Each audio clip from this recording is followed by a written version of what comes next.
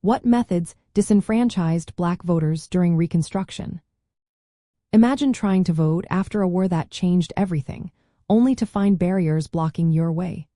During Reconstruction, Black Americans faced many obstacles when trying to exercise their voting rights.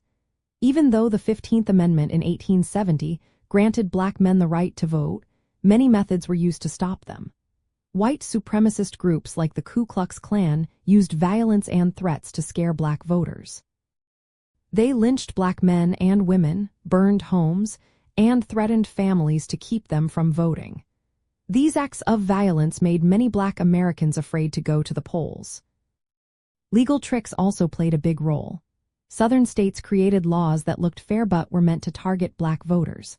Poll taxes required paying money to vote, which many black families couldn't afford. Literacy tests asked voters to read and explain difficult parts of the Constitution. These tests were often unfairly graded to disqualify black voters. Some states used grandfather clauses, which said if your grandfather could vote before a certain day, you could vote too. Since black ancestors had been denied voting rights, this law kept many black people from voting, even if they met other requirements. Electoral fraud was common during this time. People would stuff ballot boxes with fake votes or change results to favor white candidates.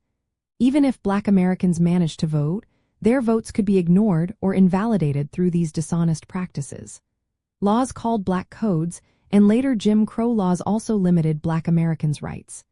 These laws enforced segregation and made it hard for black people to participate in politics or hold office. All these methods worked together to keep black Americans from having a real say in government. Many black leaders who had been elected during Reconstruction lost their positions when white Democrats took control again. This struggle for voting rights stayed alive and became a key part of the civil rights movement many decades later. Today, some voting restrictions like strict ID laws and gerrymandering reminded us of those past tactics. Learning about these challenges helps us understand why fighting for fair voting rights remains so important.